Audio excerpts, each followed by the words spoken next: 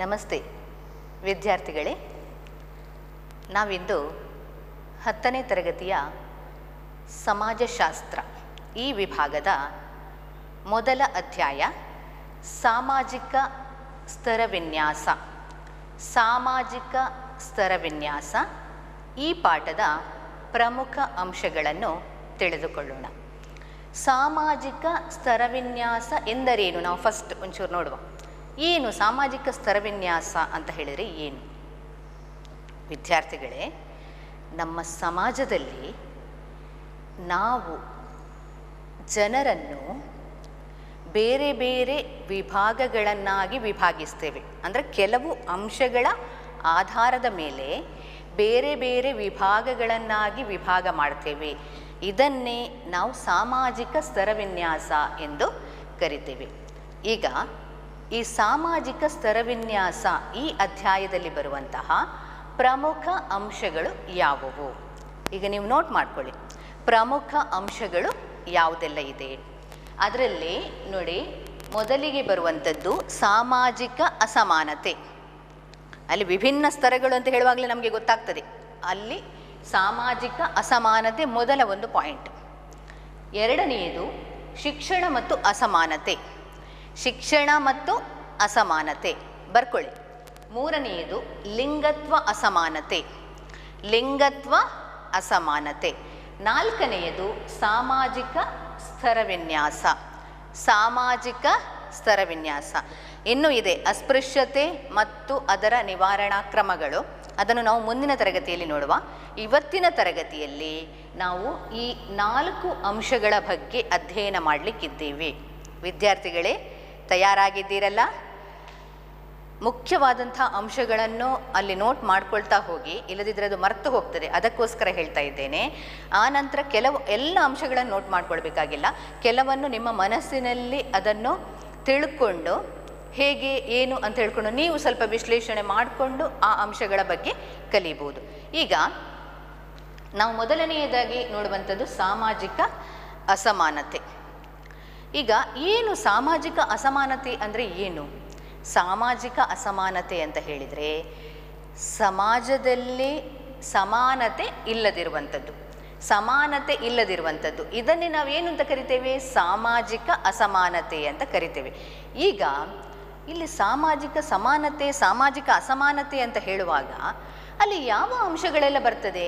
ಯಾವ ಪ್ರಮುಖ ಅಂಶಗಳು ಬರ್ತದೆ?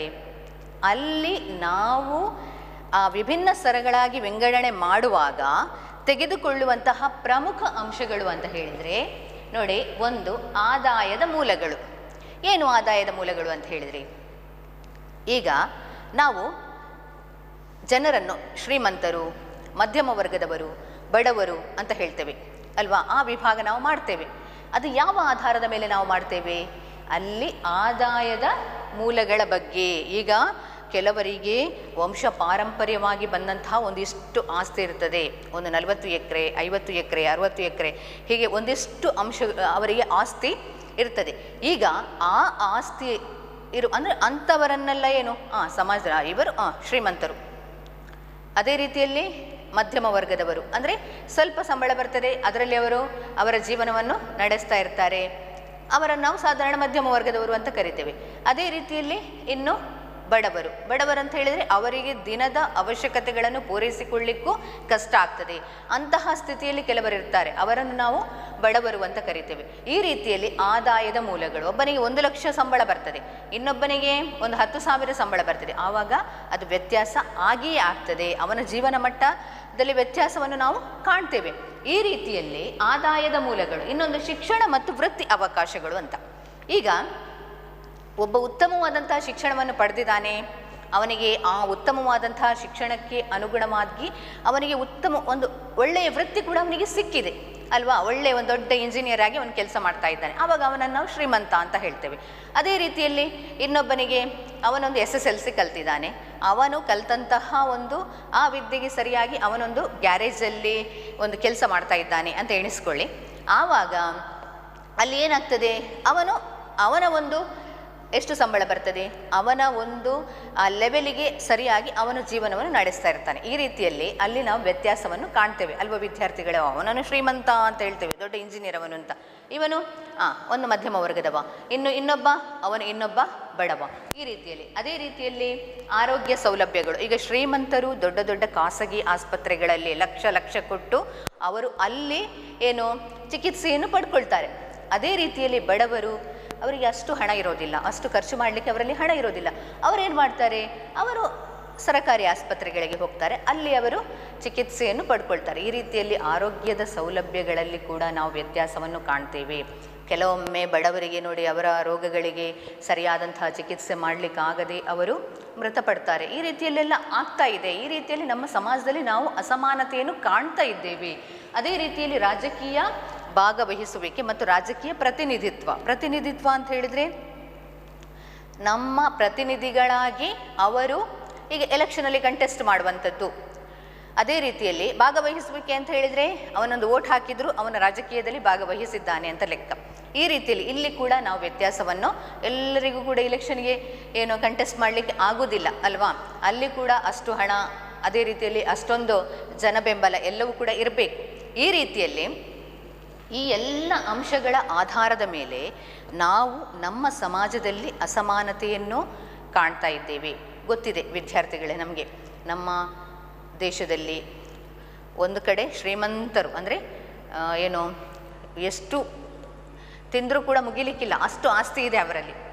ಶ್ರೀಮಂತರಾಗ್ತಾನೇ ಹೋಗ್ತಾ ಇದ್ದಾರೆ, ಬಡವರಾಗ್ತಾನೇ ಹೋಗ್ತಾ ಇದ್ದಾರೆ.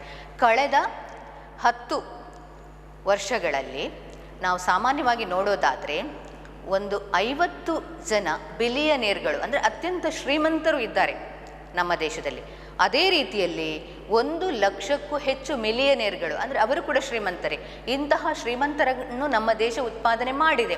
ಅಂದರೆ ಏನರ್ಥ, ಶ್ರೀಮಂತರು ಒಂದು ಕಡೆಯಲ್ಲಿ ಶ್ರೀಮಂತರಾಗ್ತಾನೇ ಹೋಗ್ತಾ ಇದ್ದಾರೆ, ಬಡವರು ಒಂದು ಕಡೆಯಲ್ಲಿ ಬಡವರಾಗ್ತಾನೇ ಹೋಗ್ತಾ ಇದ್ದಾರೆ. ಈಗ ಉದಾಹರಣೆಗೆ ನಿಮಗೆ ಗೊತ್ತಿರ್ಬೋದು, ಮುಖೇಶ್ ಅಂಬಾನಿ, ರಿಲಯನ್ಸ್ ಕಂಪನಿ ಎಲ್ಲ ಇದೆ ಅಲ್ಲ, ಮುಖೇಶ್ ಅಂಬಾನಿ, ನೀವೆಲ್ಲ ಜಿಯೋ ಸಿಮ್ ಎಲ್ಲ ತಗೊಳ್ತೀರಿ ಅಲ್ವಾ, ಜಿಯೋ ಸಿಮ್ ತಗೊಂಡು ಅವರು ಬಿಲಿಯನೇರ್ ಆಗಿದ್ದಾರೆ. ಈ ರೀತಿಯಲ್ಲಿ ಶ್ರೀಮಂತರಾಗ್ತಾನೆ ಹೋಗ್ತಾರೆ, ಬಡವರಾಗ್ತಾನೆ ಹೋಗ್ತಾ ಇದ್ದಾರೆ. ಈಗ ಒಂದು ಒಂದು ದೇಶವು ತನ್ನ ಪ್ರಜೆಗಳಿಗೆ ಸರಿಯಾದ ರೀತಿಯಲ್ಲಿ ಅವರ ಒಂದು ಮೂಲಭೂತ ಅವಶ್ಯಕತೆಗಳನ್ನು ಪೂರೈಸಲಿಕ್ಕೆ ಸಾಧ್ಯ ಆದರೆ ನಾವು ಅಂತಹ ದೇಶವನ್ನು ಸುಖಿ ರಾಜ್ಯ ಅಂತ ಕರಿತೇವೆ. ಈಗ ಉದಾಹರಣೆಗೆ ಅವರಿಗೆ ಬೇಕಾದಂಥ ಆಹಾರ, ವಸತಿ, ಬಟ್ಟೆ, ಈ ರೀತಿಯಲ್ಲಿ ಈ 3 ಅಂಶಗಳು ಒಬ್ಬ ಮನುಷ್ಯನಿಗೆ ಬದುಕಲಿಕ್ಕೆ ಅತ್ಯಂತ ಅವಶ್ಯಕವಾಗಿ ಬೇಕು. ಇದನ್ನು ಒಂದು ದೇಶ ಪೂರೈಕೆ ಮಾಡಿದರೆ ಅದನ್ನು ನಾವು ಒಂದು ಸುಖಿ ರಾಜ್ಯ ಅಂತ ಹೇಳ್ತೇವೆ. ಈ ರೀತಿಯಲ್ಲಿ ಆದರೂ ಅದು ನಮ್ಮ ದೇಶದಲ್ಲಿ ಇನ್ನೂ ಕೂಡ ಸಾಧ್ಯ ಆಗ್ತಾ ಇಲ್ಲ. ಯಾಕೆ ಸಾಧ್ಯ ಆಗ್ತಾ ಇಲ್ಲ, ಎಲ್ಲಿ ನಾವು ಎಡವ್ತಾ ಇದ್ದೇವೆ ಅನ್ನುವಂತಹ ಪ್ರಶ್ನೆ. ಈಗ ಜನರಿಗೆ ಸಾಮಾಜಿಕ ಭದ್ರತೆಗಳಾದಂತಹ ಆಹಾರ, ಆರೋಗ್ಯದ ಅವಕಾಶಗಳು, ಜಾತಿ ಮೂಲ, ವರ್ಗ ಮೂಲ, ಲಿಂಗತ್ವ ಮೂಲ ನಿರ್ಲಕ್ಷ್ಯಗಳನ್ನು ನಾವಿಲ್ಲಿ ಗಮನಿಸ್ತಾ ಇದ್ದೇವೆ. ಆದರೂ ಕೂಡ ಸರ್ಕಾರ ಪ್ರಯತ್ನವನ್ನು ಮಾಡ್ತಾ ಇದೆ. ಸಾಧಾರಣ ಒಂದು ನಮ್ಮ ದೇಶದಲ್ಲಿ ಬಡತನದ ರೇಖೆಗಿಂತ ಕಡಿಮೆ ಇರುವವರು 22% ನಮ್ಮ ದೇಶದಲ್ಲಿ ಇದ್ದಾರೆ. ಈಗ ನಮ್ಮ ದೇಶದ ಎಲ್ಲ ರಾಜ್ಯಗಳನ್ನು ನೋಡಿದರೆ ಅದರಲ್ಲಿ ಗೋವಾ ಶ್ರೀಮಂತ ರಾಜ್ಯ ಅಂತ ಅನಿಸ್ಕೊಳ್ತದೆ. ಅಂದರೆ ಅಲ್ಲಿ ಬಡತನದ ರೇಖೆಗಿಂತ ಕಡಿಮೆ ಇರುವ ಜನರು 5% ಅಂದರೆ ಕಡಿಮೆ ಇದ್ದಾರೆ.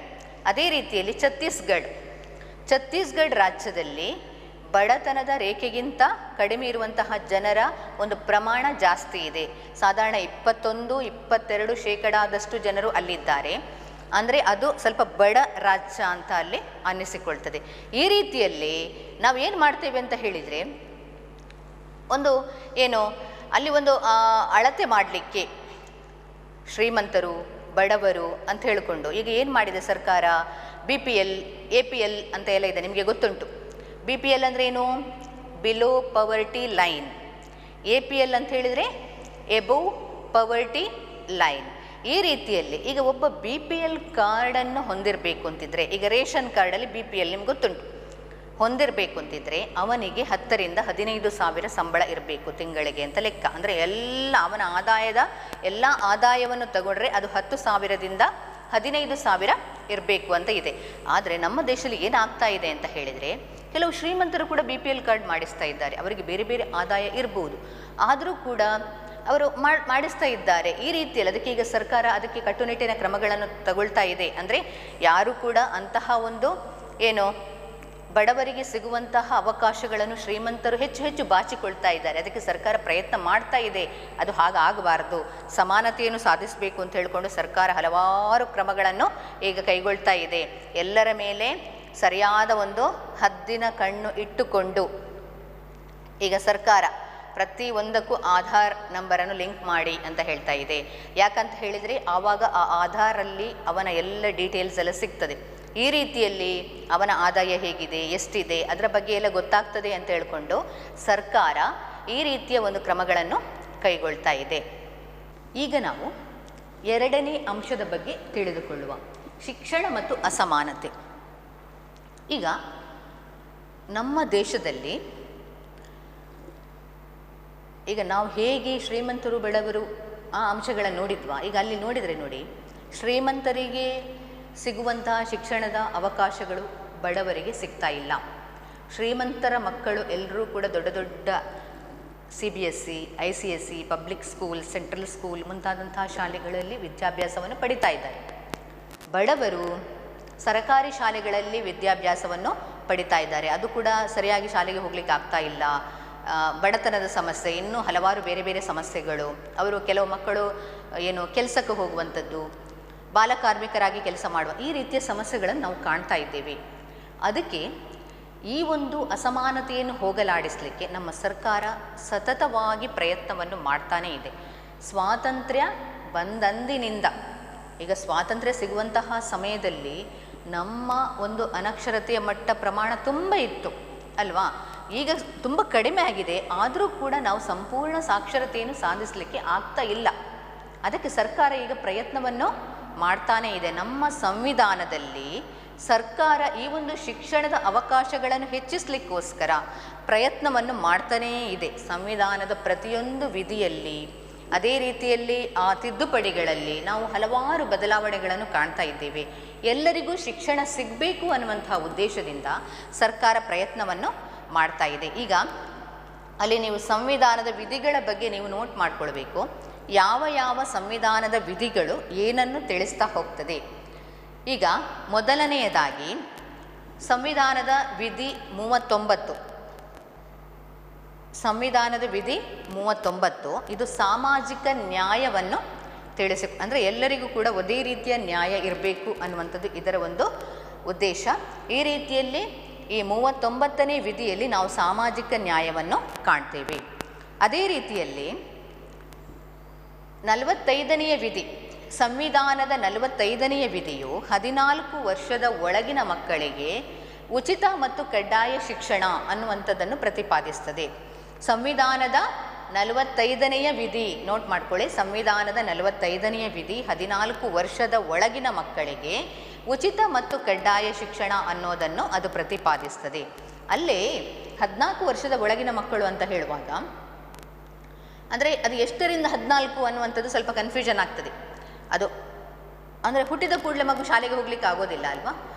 ಅದಕ್ಕೆ ನಂತರ ಏನು ಮಾಡಿದರು ಅಂತ ಹೇಳಿದರೆ ಅದರಲ್ಲಿ ಸ್ವಲ್ಪ ಬದಲಾವಣೆಯನ್ನು ಮಾಡಿಕೊಂಡ್ರು.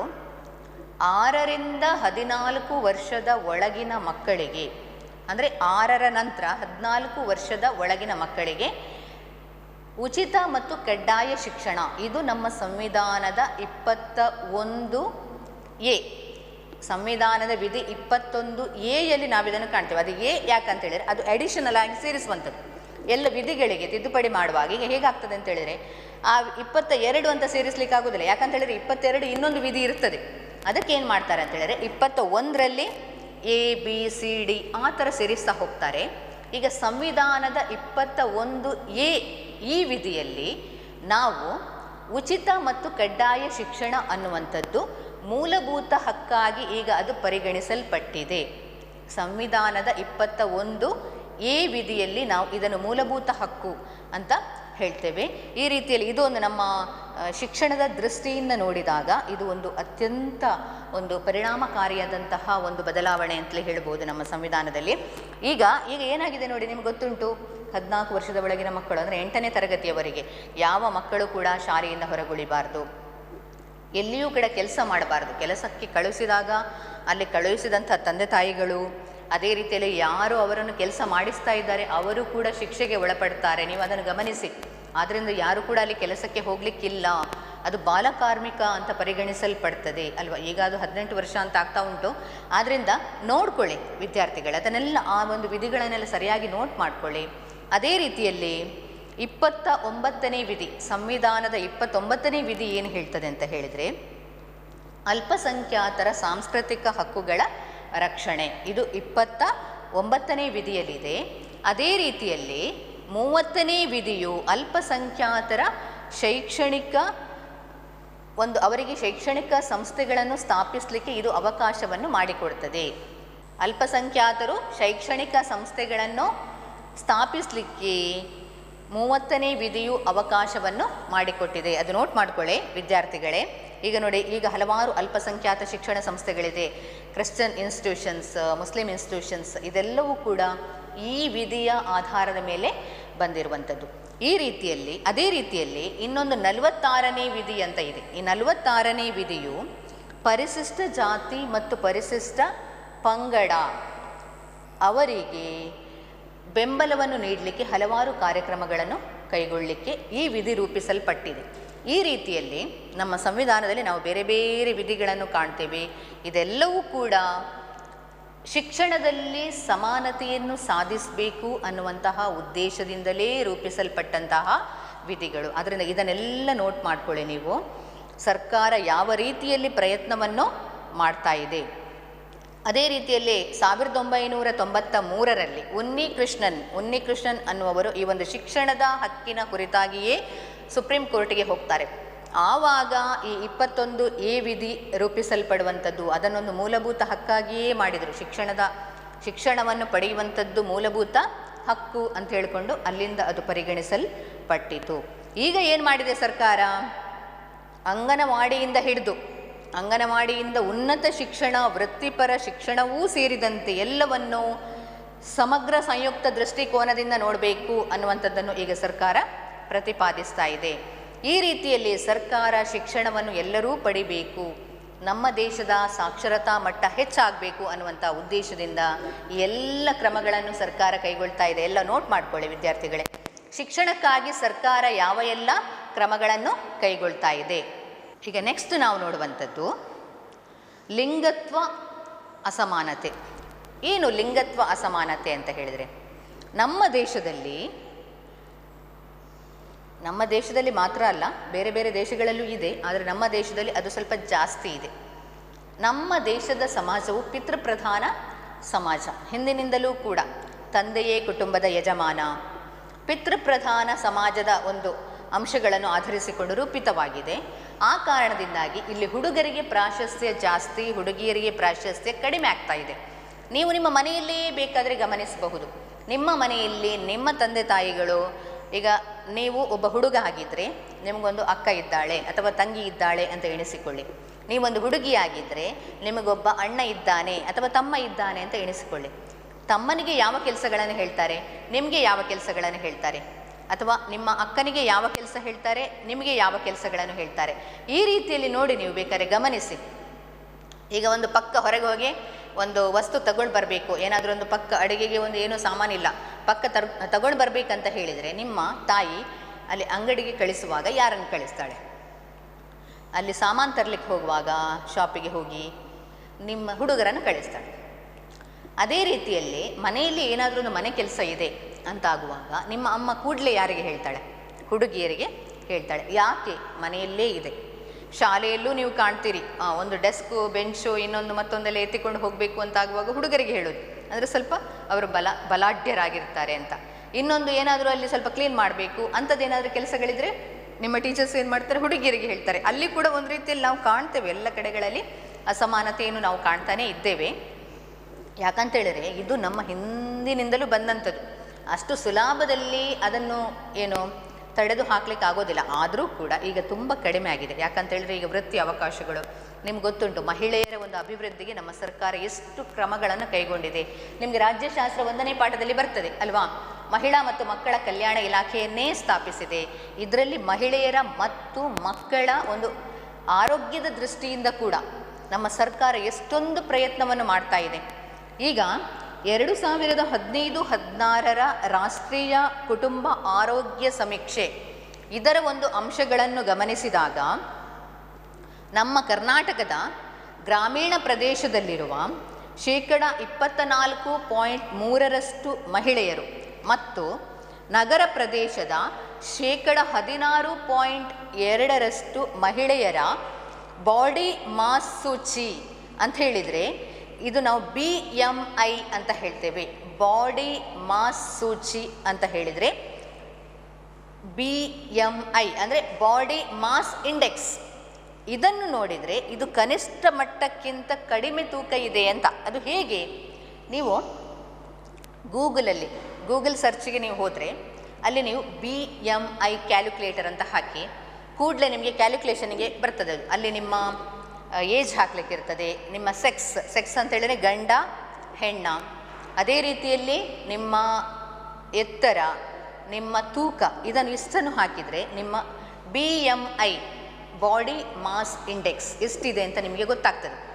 ಅಲ್ಲಿ ಅದು ಓವರ್ ವೆಯ್ಟ್ ಆದರೆ ಎಷ್ಟು, 25ಕ್ಕಿಂತ ಹೆಚ್ಚಿದರೆ ಅದು ಓವರ್ ವೆಯ್ಟ್ ಅಂತ, 18ಕ್ಕಿಂತ ಕಡಿಮೆ ಇದ್ದರೆ 18.5 ಅಂತ ಹೇಳ್ತಾರೆ, ಅಷ್ಟಕ್ಕಿಂತ ಕಡಿಮೆ ಇದ್ದರೆ ಅದು ಅಂಡರ್ ವೆಯ್ಟ್ ಅಂತ ಆಗ್ತದೆ.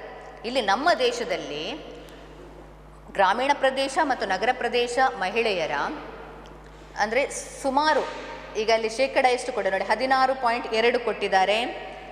ಅದೇ ರೀತಿಯಲ್ಲಿ ಶೇಕಡ 24.3 ಗ್ರಾಮೀಣ ಪ್ರದೇಶದ ಮಹಿಳೆಯರದು, ಅಲ್ಲಿ ಜಾಸ್ತಿ, ಗ್ರಾಮೀಣ ಪ್ರದೇಶದಲ್ಲಿ ಜಾಸ್ತಿ, ನಗರ ಪ್ರದೇಶದಲ್ಲಿ ಸ್ವಲ್ಪ ಕಡಿಮೆ, 16 ಅಷ್ಟು ಮಹಿಳೆಯರ ಬಾಡಿ ಮಾಸ್ ಸೂಚಿಯ ಏನು ತೂಕ ಕಡಿಮೆ ಇದೆ ಅಂತ. ಅದೇ ರೀತಿಯಲ್ಲಿ 6 ರಿಂದ 56 ತಿಂಗಳ ಮಕ್ಕಳಲ್ಲಿ ಶೇಕಡ 60.9% ಮಕ್ಕಳು ರಕ್ತಹೀನತೆಯಿಂದ ಬಳಲುತ್ತಾ ಇದ್ದಾರೆ ನಮ್ಮ ದೇಶದಲ್ಲಿ. ಅದೇ ನಾನು ಹೇಳಿದೆ ಈಗಾಗಲೇ, ಮಹಿಳಾ ಮತ್ತು ಮಕ್ಕಳ ಕಲ್ಯಾಣ ಇಲಾಖೆಯಿಂದ ಇದಕ್ಕೆ ಹಲವಾರು ಪ್ರೋಗ್ರಾಮ್ಸ್ ಎಲ್ಲ ಆಗ್ತಾ ಇದೆ.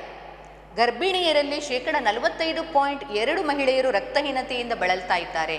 ಗರ್ಭಿಣಿಯರ ಆರೋಗ್ಯದ ಬಗ್ಗೆ ಕೂಡ ನಮ್ಮ ಸರ್ಕಾರ ಗಮನವನ್ನು ಕೊಡ್ತಾ ಇದೆ. ನಿಮ್ಗೆ ಗೊತ್ತುಂಟು, ಅಂಗನವಾಡಿಗಳಲ್ಲಿ ನೋಡಿ ಗರ್ಭಿಣಿಯರಿಗೆ ಮತ್ತು ಏನು ಡೆಲಿವರಿ ಆದಮೇಲೆ ಸಹ ಅವರಿಗೆ ಹಲವಾರು ಬೇರೆ ಬೇರೆ ಬೇರೆ ರೀತಿಯ ಆಹಾರಗಳನ್ನು ಒದಗಿಸುವಂಥ ಕಾರ್ಯಗಳನ್ನು ನಮ್ಮ ಸರ್ಕಾರ ಮಾಡ್ತಾ ಇದೆ.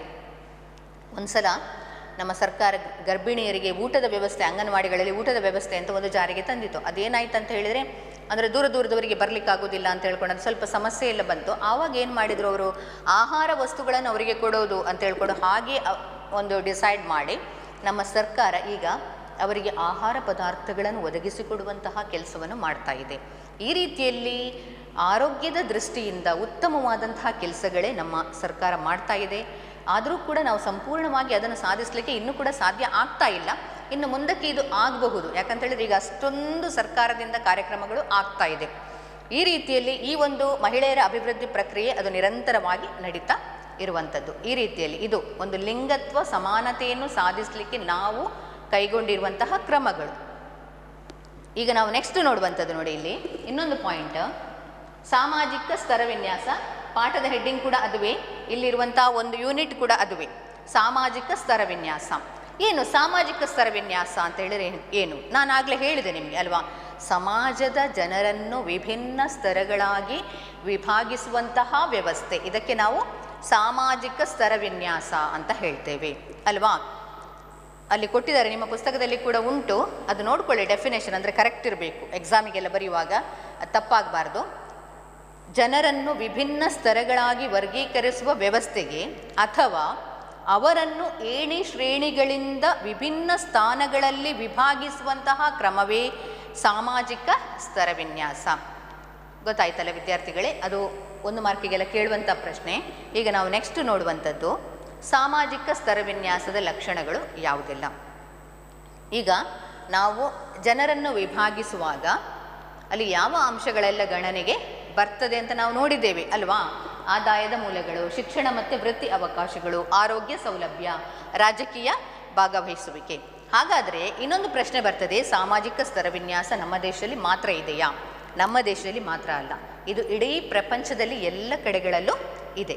ಈಗ ಇಲ್ಲಿ ನಾವು ನೋಡುವಂಥದ್ದು ಸಾಮಾಜಿಕ ಸ್ತರವಿನ್ಯಾಸದ ಲಕ್ಷಣಗಳಲ್ಲಿ ಸಾಮಾಜಿಕ ಸ್ತರವಿನ್ಯಾಸವು ಸಾಮಾಜಿಕವಾದದ್ದು ಅಂತ ನಾವು ಹೇಳ್ತೇವೆ. ಸಾಮಾಜಿಕವಾದದ್ದು ಅಂದರೆ ಏನಂತ ಹೇಳಿದರೆ, ಸಾಮಾಜಿಕ ಸ್ತರವಿನ್ಯಾಸವು ಮಾನವನ ದೈಹಿಕ ಲಕ್ಷಣಗಳನ್ನು ಅವಲಂಬಿಸಿಲ್ಲ. ಅಲ್ಲಿ ನಾವು ನೋಡುವಂಥ ಅಂಶಗಳು ಇದೆಲ್ಲ ಅಲ್ವಾ? ಒಬ್ಬ ಉದ್ದ ಇದ್ದಾನ, ತೋರ ಇದ್ದಾನ, ಬೆಳೆ ಇದ್ದಾನ, ಕಪ್ಪಗಿದ್ದಾನ, ಅಥವಾ ತುಂಬ ದಪ್ಪ ಇದ್ದುಕೊಂಡು ತೂಕ ಜಾಸ್ತಿ ಇದ್ದಾನ, ಅದನ್ನು ನಾವಲ್ಲಿ ಪರಿಗಣಿಸುವುದಿಲ್ಲ ಅಲ್ವಾ? ಅಲ್ಲಿ ಯಾವ ಅಂಶಗಳನ್ನು ಪರಿಗಣಿಸ್ತೇವೆ? ಅವನ ಆದಾಯದ ಮೂಲಗಳನ್ನು, ವೃತ್ತಿ ಅವಕಾಶಗಳನ್ನೆಲ್ಲ ಪರಿಗಣಿಸ್ತೇವೆ. ಈ ರೀತಿಯಲ್ಲಿ ಅದು ಸಾಮಾಜಿಕವಾಗಿ ಇರುವಂಥದ್ದು. ಅವನ ಒಂದು ದೈಹಿಕ ಚರ್ಯೆಯನ್ನು ನೋಡಿ ನಾವು ಅದನ್ನು ಅವನು ಶ್ರೀಮಂತ, ಬಡವ, ಉದ್ದ ಇದ್ದ ಕೂಡಲೇ ಶ್ರೀಮಂತ ಆಗೋದಿಲ್ಲ, ದಪ್ಪ ಇದ್ದ ಕೂಡಲೇ ಶ್ರೀಮಂತ ಆಗೋದಿಲ್ಲ. ಈ ರೀತಿಯಲ್ಲಿ ಅದು ಸಾಮಾಜಿಕವಾದದ್ದು. ಎರಡನೇದ್ದು, ಸಾಮಾಜಿಕ ಸ್ತರವಿನ್ಯಾಸವು ಸರ್ವವ್ಯಾಪಕವಾದದ್ದು. ಎಲ್ಲ ಕಡೆಗಳಲ್ಲೂ ಸಾಮಾಜಿಕ ಸ್ತರವಿನ್ಯಾಸ ಅನ್ನುವಂಥದ್ದು ಇದೆ. ಸಮಾಜ ಅನ್ನುವಂಥದ್ದು ಎಲ್ಲೆಲ್ಲಿ ಇದೆಯಾ ಅಲ್ಲೆಲ್ಲಿ ಸಾಮಾಜಿಕ ಸ್ತರವಿನ್ಯಾಸ ಇದ್ದೇ ಇದೆ. ಅದು ನೋಡಿ, ಶ್ರಮ ಅಂದರೆ ಜನರ ಅಲ್ಲಿ ಒಂದು ಆ ಶ್ರಮದ ಪ್ರಮಾಣ, ಶ್ರಮ ವಿಭಜನೆ ಅಂತ ನಾವು ಹೇಳ್ತೇವೆ. ವೃತ್ತಿ, ಆದಾಯ, ಇನ್ನೂ ಬೇರೆ ಬೇರೆ ಅಂಶಗಳ ಆಧಾರದಲ್ಲಿ ಅದು ಇರುವಂಥದ್ದು. ಅದೇ ರೀತಿಯಲ್ಲಿ ಸ್ತರವಿನ್ಯಾಸವು ಪುರಾತನವಾದದ್ದು. ಹಿಂದಿನ ಕಾಲದಲ್ಲೂ ಕೂಡ ಸ್ತರವಿನ್ಯಾಸ, ಮಾನವ ಅಲೆಮಾರಿ ಜೀವನವನ್ನು ನಡೆಸ್ತಾ ಇದ್ದ ಅಲ್ವಾ ಹಿಂದಿನ ಕಾಲದಲ್ಲಿ, ಅಲ್ಲಿಂದಲೂ ಕೂಡ ಸ್ತರವಿನ್ಯಾಸ ಅನ್ನುವಂಥದ್ದು. ಇನ್ನು ನೆಕ್ಸ್ಟ್ ಪಾಯಿಂಟ್ ನೋಡುವ ನಾವು. ಸಾಮಾಜಿಕ ಸ್ತರವಿನ್ಯಾಸವು ವಿವಿಧ ರೂಪಗಳಲ್ಲಿದೆ. ಅದು ಎಲ್ಲ ದೇಶಗಳಲ್ಲಿ ಒಂದೇ ರೀತಿಯಲ್ಲಿ ಇಲ್ಲ, ಅದು ಬೇರೆ ಬೇರೆ ದೇಶಗಳಲ್ಲಿ ನಾವು ಬೇರೆ ಬೇರೆ ರೂಪಗಳಲ್ಲಿ ಕಾಣ್ತೇವೆ. ಈಗ ಉದಾಹರಣೆಗೆ ನೀವು ಪ್ರಾಚೀನ ರೋಮನ್ನು ನೋಡಿದರೆ ಅಲ್ಲಿ ಪೆಟ್ರೇಷಿಯನ್ನರು ಮತ್ತು ಪ್ಲೆಬಿಯನ್ನರು ಅನ್ನುವಂಥ ಎರಡು ಗುಂಪುಗಳಿತ್ತು. ಅದು ವಿಭಾಗ ಎರಡು. ಅಂದರೆ ಪೆಟ್ರೇಷಿಯನ್ನರು ಅಂತ ಹೇಳಿದರೆ ಅವರು ಹೈಯರ್ ಕ್ಲಾಸ್, ಅವರು ಆಡಳಿತ ವ್ಯವಸ್ಥೆಯನ್ನು ನೋಡಿಕೊಳ್ಳುವಂಥದ್ದು, ಕಾನೂನುಗಳನ್ನು ಮಾಡುವಂಥದ್ದು, ಅದೆಲ್ಲ ಅವರ ಕೆಲಸ ಆಗಿತ್ತು. ಅದೇ ರೀತಿಯಲ್ಲಿ ಪ್ಲೆಬಿಯನ್ನರು ಆಳಿಸಿಕೊಳ್ಳುವವರು, ಸಾಮಾನ್ಯ ಜನರು. ಈ ರೀತಿಯಲ್ಲಿ ಅಲ್ಲಿ ಕೂಡ ಆ ಒಂದು ವ್ಯತ್ಯಾಸವನ್ನು ನಾವು ಕಾಣ್ತೇವೆ. ನಮ್ಮ ಭಾರತದಲ್ಲಿ ಕರ್ಮ ಸಿದ್ಧಾಂತದ ಆಧಾರದ ಮೇಲೆ ಬ್ರಾಹ್ಮಣ, ಕ್ಷತ್ರಿಯ, ವೈಶ್ಯ, ಶೂದ್ರ ಅನ್ನುವಂತಹ ಪಂಗಡಗಳು, 4 ವರ್ಣಗಳು ವೇದಗಳ ಕಾಲದಿಂದಲೂ ನಾವಿದನ್ನು ನೋಡ್ತಾನೆ ಇದ್ದೇವೆ. ನಿಮ್ಗೆ ಗೊತ್ತಿದೆ, ನೀವು ವೇದಗಳ ಕಾಲದಲ್ಲಿ ಯಾವ ರೀತಿಯ ವ್ಯವಸ್ಥೆ ಇತ್ತು ನಮ್ಮ ದೇಶದಲ್ಲಿ ಅಂತ ಹೇಳ್ಕೊಂಡು ನೀವು 8ನೇ ತರಗತಿಯಲ್ಲಿ ಕಲ್ತಿದ್ದೀರಿ ಅಲ್ವಾ? ಅಲ್ಲಿ ಬ್ರಾಹ್ಮಣ, ಕ್ಷತ್ರಿಯ, ವೈಶ್ಯ, ಶೂದ್ರ ಅನ್ನುವಂತಹ 4 ಪಂಗಡಗಳನ್ನು ಕಾಣ್ತೀರಿ. ಇದು ಕರ್ಮ ಸಿದ್ಧಾಂತದ ಆಧಾರದ ಮೇಲೆ ಅಂತ ಹೇಳ್ತೇವೆ ನಾವು. ಕರ್ಮ ಸಿದ್ಧಾಂತ ಅಂತ ಹೇಳಿದರೆ, ಒಬ್ಬ ಮನುಷ್ಯನಿಗೆ ಒಂದು ಜನ್ಮದಲ್ಲಿ ಅವನು ಒಳ್ಳೆಯ ಕೆಲಸ ಮಾಡಿದರೆ ಇನ್ನೊಂದು ಜನ್ಮದಲ್ಲಿ ಅವನು ಒಳ್ಳೆಯ ಒಂದು ಕುಲದಲ್ಲಿ ಹುಡ್ತಾನೆ ಅನ್ನುವಂಥ ಒಂದು ನಂಬಿಕೆ ಅದು. ಅದಕ್ಕೆ ನಾವು ಕರ್ಮ ಸಿದ್ಧಾಂತ ಅಂತ ಹೇಳ್ತೇವೆ. ಈ ರೀತಿಯಲ್ಲಿ ಆ ಆಧಾರದ ಮೇಲೆ ನಮ್ಮ ದೇಶದಲ್ಲಿ ಬ್ರಾಹ್ಮಣ, ಕ್ಷತ್ರಿಯ, ವೈಶ್ಯ, ಶೂದ್ರ ಅನ್ನುವಂತಹ 4 ವರ್ಣಗಳು ಇದೆ. ಈ ರೀತಿಯಲ್ಲಿ ನಮ್ಮ ದೇಶದಲ್ಲಿ ವರ್ಣ ವ್ಯವಸ್ಥೆ ಇರ್ಬೋದು, ಇನ್ನೊಂದು ದೇಶದಲ್ಲಿ ಇನ್ನೊಂದು ರೀತಿಯ ಪಂಗಡಗಳು ಇರಬಹುದು. ಅದು ಬೇರೆ ಬೇರೆ ರೂಪಗಳಲ್ಲಿ ನಾವು ಅದನ್ನು ಕಾಣ್ತೇವೆ. ಅದೇ ರೀತಿಯಲ್ಲಿ ಈಗ ನಾವು ನೆಕ್ಸ್ಟ್ ನೋಡುವಂಥದ್ದು ಸಾಮಾಜಿಕ ಸ್ತರವಿನ್ಯಾಸದ ಪ್ರಮುಖ ರೂಪಗಳು ಯಾವುವು ಅಂತ. ಎಲ್ಲ ದೇಶಗಳಲ್ಲೂ ಇದೆ, ಪುರಾತನ ಕಾಲದಿಂದಲೂ ಇದೆ, ಇದು ಸಾಮಾಜಿಕವಾದದ್ದು, ಇದೆಲ್ಲ ನಾವು ಕಲ್ತ್ವಿ ಅಲ್ವಾ?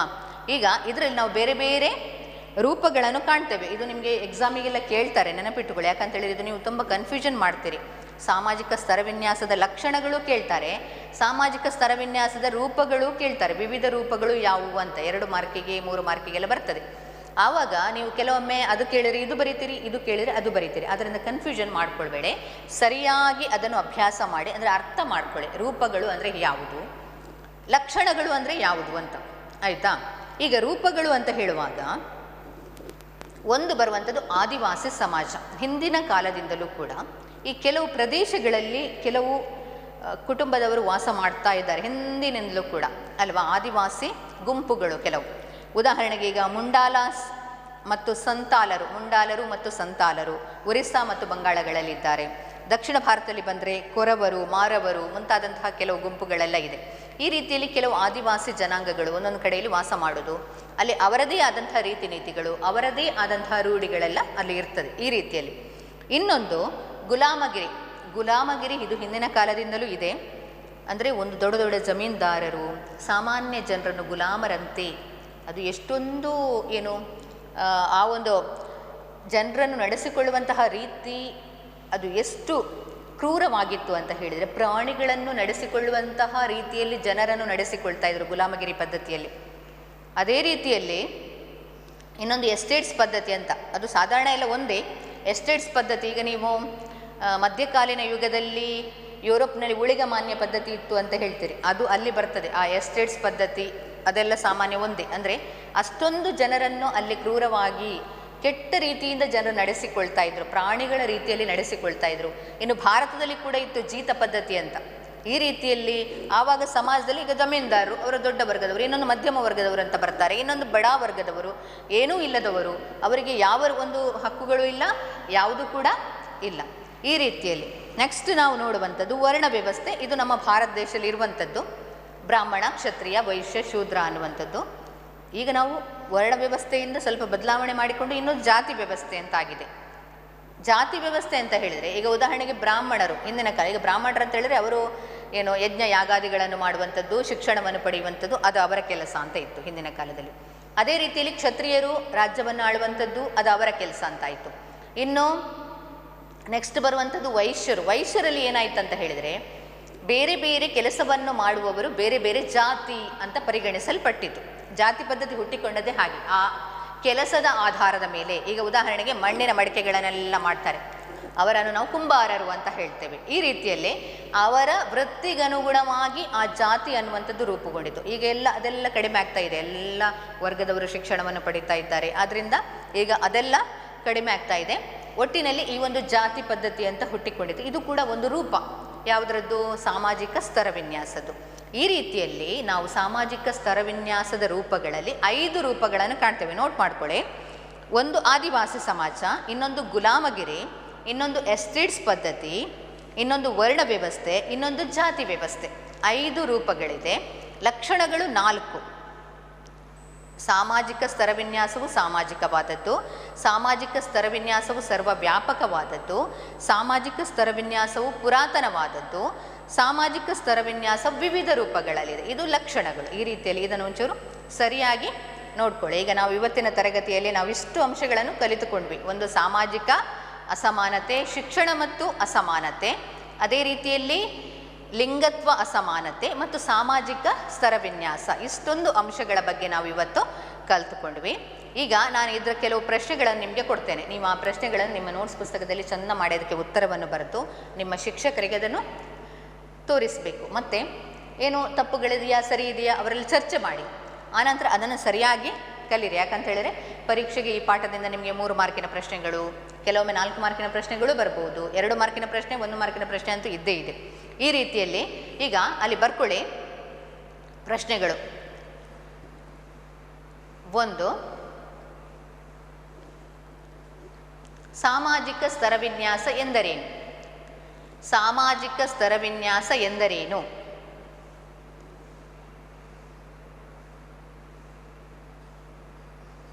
ಎರಡು,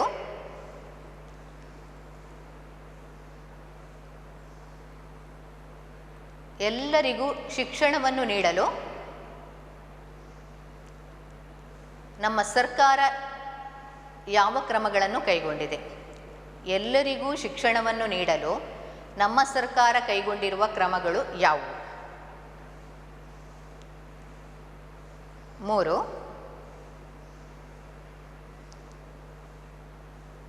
ಲಿಂಗತ್ವ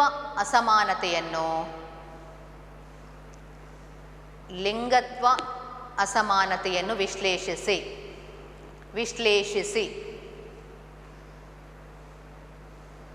ನೆಕ್ಸ್ಟ್ ಪ್ರಶ್ನೆ, ಸಾಮಾಜಿಕ ಸ್ತರವಿನ್ಯಾಸದ ಲಕ್ಷಣಗಳು ಯಾವುವು?